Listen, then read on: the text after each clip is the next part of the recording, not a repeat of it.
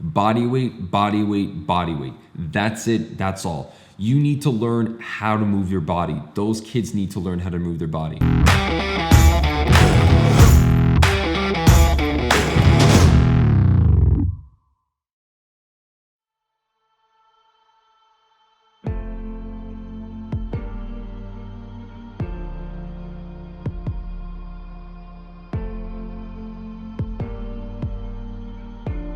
What's going on, guys? It's time for another episode of Move Better Mondays. Today is September 10th and it is a Monday. Now we're basically well into September, so this is kind of it's actually crazy cold right now. I don't know why it's so cold today. But today's actually the day where essentially my first week starting without an off season. So what that means is every single one of my players that's come in from the off season has essentially gone back to their teams. The hockey season's starting, camp is starting all over the place. So every single one of my guys are pretty much done for the rest of the year. Now, basically what that does is that allows me to kind of explore a couple of different avenues, start getting more content for you guys, some new stuff, some new different things, workouts, workout tips, tutorials, stuff like that. It just kind of opens up that door a little bit for me to do some work on that. It also allows me to basically look back at some of the stuff that I did during the off season and start to almost curate some new stuff for next year. Start really exploring some other things, start talking to a lot of other people, start picking some brains and getting some good workouts for some of my athletes for next season.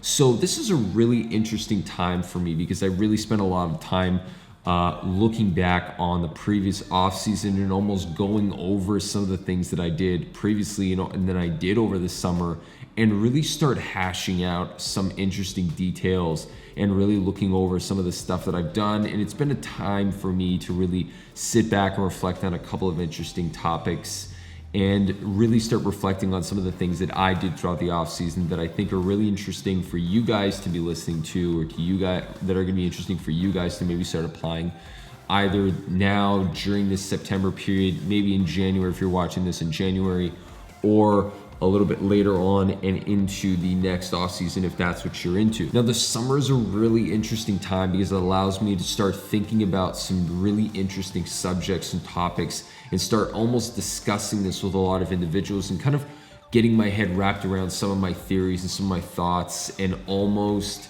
be able to kind of hash them out, refine them, and get a better idea of how I want to approach the next off season and subsequent off seasons after that. Now, over the past couple of months, some interesting topics have kind of come to mind. And one of those topics was the discussion of training kids and how old kids should be training. Now, I deal with this a lot because, as you know, most of the athletes that I deal with are not all pros.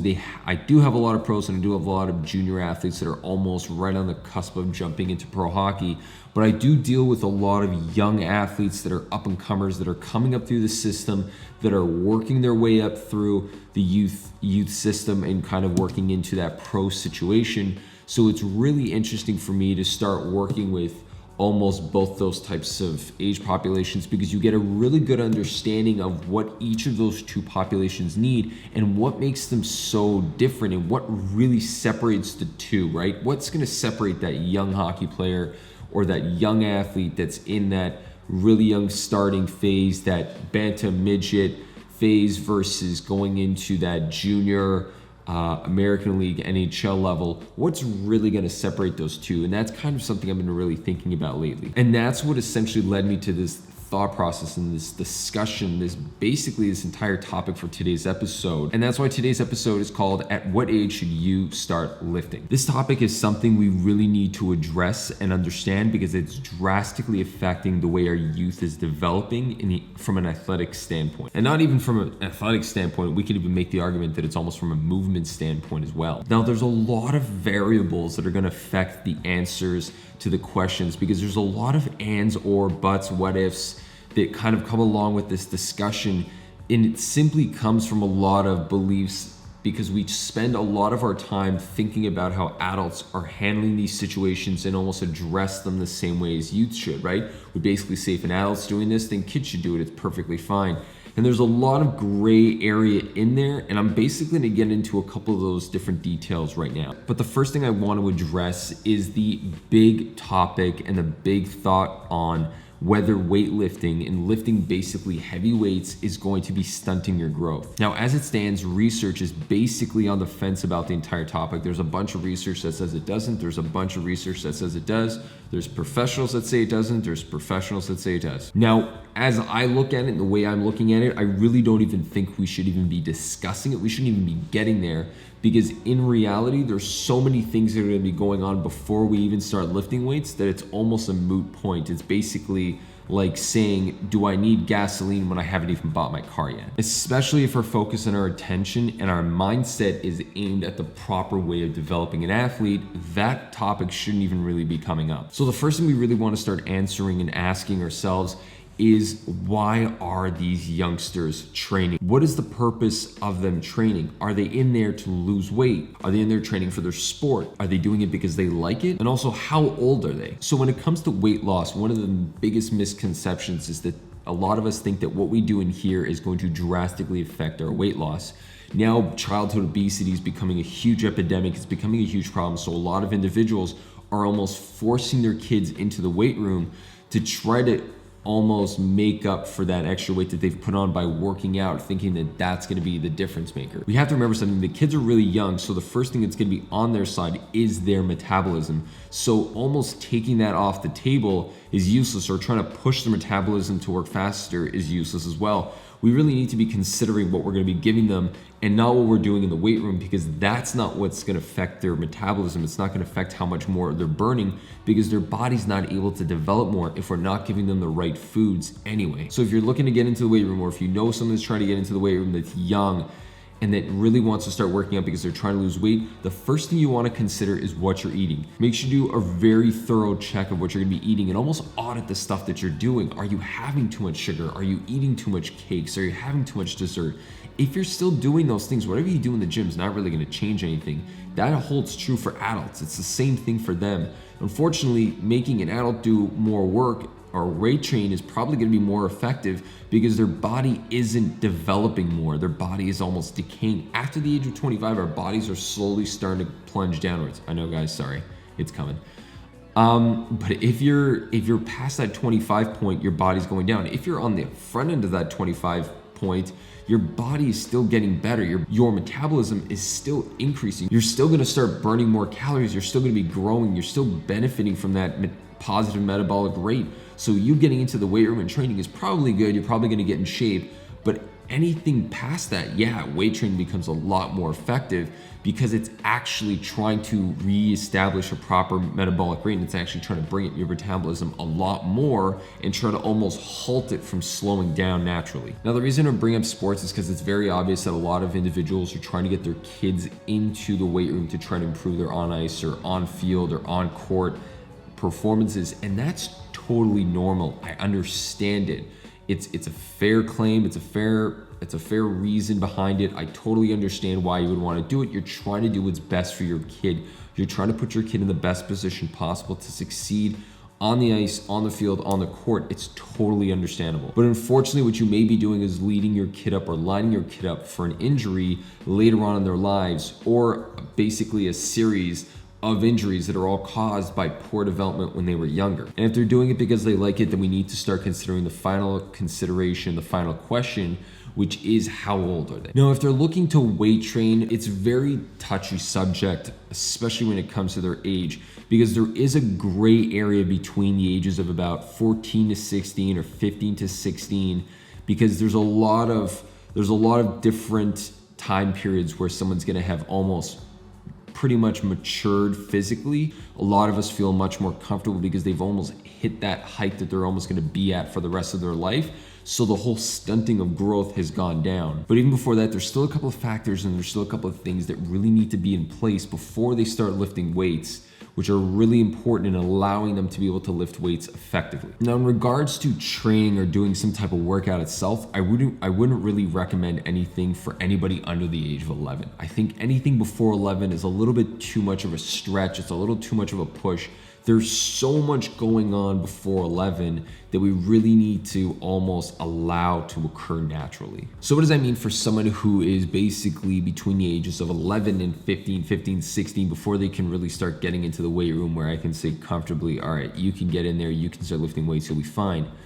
I would almost tell you that it's something that I do with a lot of my professional athletes too. It's not something that is only reserved for the younger kids. And what I like doing with a lot of them is we do something specifically one day of the week that has nothing to do with weight training, that has nothing to do with their sport. And frankly, a lot of the guys really love it. That we actually look forward to the day. A lot of my guys are actually almost asking, we plan it, we start talking about it, we discuss, we get really excited about it, and that's Wednesday football. So a lot of my athletes are hockey players, and during the summer I deal with a lot of hockey players, and even my pro guys, my young guys, they love doing it because it's something that's completely outside of their realm, and it gets them to move differently in comparison to what they're doing on the ice, which is great because that's allowing them to continue that development process. Remember that when we're born, we're basically born into development. Our bodies are constantly trying to develop. If we start almost hindering that or trying to push that forward or trying to jump a couple of steps, then what we're doing is we're actually eliminating a major step and a major component in that development phase. And we don't want to do that because that's going to come back and bite us in the butt a couple of years later. So what I would tell you with someone that's between 11 and 15 is, as much as possible, try to explore as many avenues as you can of movement. What I mean by that is, if they're a soccer player and they're always kicking the ball and always using their feet, bring them into a sport where they're going to be using their upper body, or change the way they're going to be moving in their sport. Maybe have them play football, maybe let them play baseball, maybe play tennis, maybe play basketball, something that's going to be completely different from what they're doing, that they're still going to be able to get activity done, still be able to explore different movements, and that way they're at least going to be practicing all those different movements that are going to allow them to stop from falling into that almost singular vision pattern and that repetitive nature of movement. We got to remember something, that repetitive movement is actually what's leading us to the majority of our injuries.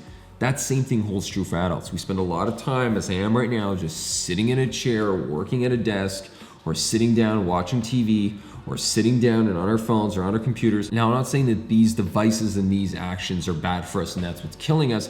What I'm saying is that the fact that we do them all the time in that same position, our body's still in that same position all the time, that's what's leading us to become less functional and cause us to have more injuries. We're basically not allowing ourselves to explore the different patterns that we were basically built to do. That's why I'm saying when children are young, when they're kids, when they're under 11, you need to be allowing them to almost explore movements. Keep them on the ground, let them figure out how to get themselves up off the ground and stuff like that. We spend so much time doing that when we're young. Our bodies are constantly developing. Our bodies are constantly trying to move ourselves. We're constantly trying to learn how to move our bodies. But then all of a sudden we just stop, we sit on the couch and we just completely forget about it all. We need to stay on that train and continue learning and continue exploring those avenues. But unfortunately, with the way things are designed now, we play sports that are almost limiting us from playing multiple sports, right? We get stuck in hockey, or we get stuck in basketball, or we get stuck in football, or we get stuck in swimming, or we get stuck in something that's causing us to not have enough time to explore all these different avenues. We spend so much time fighting from schedule to schedule, right? How many times have you spoken to someone who said, oh, I wanted to play hockey and I wanted to play soccer, but the schedules were conflicting, so I had to pick between one and the other? Well, simply from having to pick between those two, that's what's forcing us to have that singular vision and that almost that repetitive nature of movement.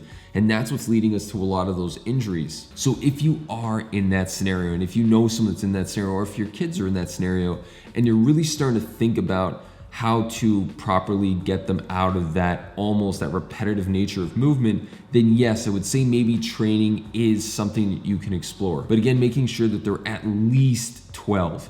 12 is really that cutoff line. Anything from 11 and down, I really wouldn't recommend it. So 12 to 14, 12 to 15, 16, that's totally fine. But there are some things you want to be doing and some things you don't want to be doing. If the conventional stuff is needed, then I would tell you the following: body weight, body weight, body weight. That's it, that's all. You need to learn how to move your body. Those kids need to learn how to move their body. I right now have a couple of contracts with teams and with clubs that are younger athletes that are constantly being put through repetitive movements. So the only thing I really do with them is almost take them out of that repetitive movement and get them to explore other movement patterns. So I deal with a lot of skaters, so they always have those big boots on, and they always have those bricks that are tied around their feet. So I got to get that free. So I take them out of their shoes, take them out of their socks, get them barefoot, get them working on the ground. When I'm dealing with these players that are always kind of in that tight position, we spend a lot of time on the ground working and rolling on the ground, learning how to move and control and posture and movement patterns and all these different things. And at the same time, I get them to do other things. I get them to do stuff that I don't even think they realize that they're doing. I make them run football routes that they've never noticed that they were running, simply because it's getting them to have to break down, slow down, move. It's almost a fun way of them training, which they're not realizing, and it's actually improving their movement capacity. It's actually helping them from going into that repetitive nature and going down that path of injury. The other thing that really comes along with that is building the core. Now, the core is something that I always discuss. I talk about it in every single one of my episodes. You probably know that already if you've seen any of these ones. But it basically comes down to the same thing: building the core, building a stable core that's going to allow them to move better and allow them to be more structurally sound. And the core is something we're going to be needing later on anyway, so we better develop it now and better maintain it now. So to answer the question, at what age would I recommend lifting weights or working out for youth? And that would most definitely be at least 16. Again, if you are before that, and if you are younger than that, or if you have kids that are younger than that are in weightlifting, pay close attention to what they're doing. You want to make sure that they're not lifting weights. If they're lifting their own body weight, that's totally fine. But if they're lifting heavy weights, if they're bench pressing, squatting with weights, all these different things, their body's probably not ready to handle that. So they need to be taking a step back from it, and they need to be focusing on how to control their body first and then moving on from that. So thank you again for watching. And if you guys liked the episode today, subscribe, give me a thumbs up, leave me a little comment, and I will see you guys next week.